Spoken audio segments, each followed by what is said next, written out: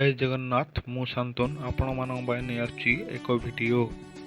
ଆପଣମାନେ ଦେଖିପାରିବେ ବାବୁସାନଙ୍କ ପୁଅକୁ। ହାय ଫ୍ରେଣ୍ଡସ୍, ବାବୁସାନ ପ୍ରଥମ ଥର ପାଇଁ ନିଜ ପୁଅକୁ ଧରି କାରରେ ବାହାରକୁ ଯାଉଛନ୍ତି। ତ ଫ୍ରେଣ୍ଡସ୍, ବିଷୟ କ'ଣ ରହିଛି ସମ୍ପୂର୍ଣ୍ଣ ବିବରଣୀ ଜାଣିବା ପାଇଁ ଆପଣମାନେ ଆମ ଭିଡ଼ିଓଟିକୁ ଶେଷ ପର୍ଯ୍ୟନ୍ତ ଦେଖନ୍ତୁ। ଏହା ପୂର୍ବରୁ ଯଦି ଆପଣ ଆମ ଚ୍ୟାନେଲଟିକୁ ସବସ୍କ୍ରାଇବ୍ କରିନାହାନ୍ତି ତେବେ ଆମ ଚ୍ୟାନେଲଟିକୁ ସବସ୍କ୍ରାଇବ୍ କରିନିଅନ୍ତୁ ଏବଂ ପାଖରେ ଥିବା ବେଲ୍ ଆଇକନ୍କୁ ଦବାଇ ଦିଅନ୍ତୁ। କପିରାଇଟ୍ ଇସ୍ୟୁ ପାଇଁ ଆମେ ଏହି ଭିଡ଼ିଓର ଭଏସ୍ଟିକୁ କାଟି ଦେଇଛୁ। ତ ଫ୍ରେଣ୍ଡସ୍, ଆପଣମାନେ ଜାଣିଥିବେ ବାବୁସାନ ତୃପ୍ତିଙ୍କୁ ବିବାହ କରିଥିଲେ।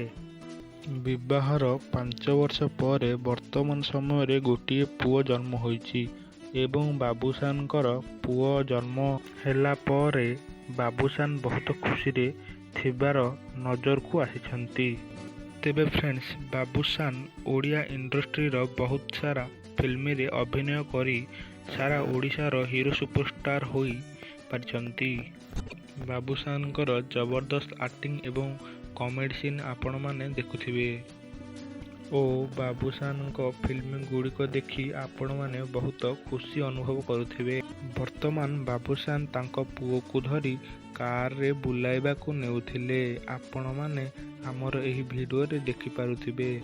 ଏବଂ ବାବୁସାନଙ୍କର ଆଉ ଗୋଟିଏ ଫିଲ୍ମ ରିଲିଜ୍ ହୋଇଥାନ୍ତା, କିନ୍ତୁ କରୋନା ଯୋଗୁଁ ଫିଲ୍ମଟି ରିଲିଜ୍ ହୋଇପାରିନାହିଁ। ଏହି ଫିଲ୍ମର ସୁଟିଂ ସବୁ ସରିଯାଇଛି। ଏହା ଆଗକୁ ଆପଣମାନେ ଟିଭି ପରଦାରେ ଦଶହରାରେ ଦେଖିବାକୁ ପାଇବେ। ତେବେ ଫ୍ରେଣ୍ଡସ୍, ବାବୁସାନ ଅଭିନୟ କେମିତି ଲାଗିଲା ଆମକୁ କମେଣ୍ଟ ବକ୍ସରେ ଜଣାନ୍ତୁ। ବାବୁସାନଙ୍କର ଏହି ଫିଲ୍ମଟି ଆଗକୁ ଆସୁଛି, ଆପଣମାନେ ଟିଭି ପରଦାରେ ଦେଖିପାରିବେ। ଯଦି ଆପଣମାନେ ଆମ ଚ୍ୟାନେଲରେ ନୂଆ ତାହେଲେ ଆମ ଚ୍ୟାନେଲଟିକୁ ଲାଇକ୍, ସେୟାର, ସବସ୍କ୍ରାଇବ୍ କରିବାକୁ ଭୁଲନ୍ତୁ ନାହିଁ। ରହୁଛି, ଜୟ ଜଗନ୍ନାଥ।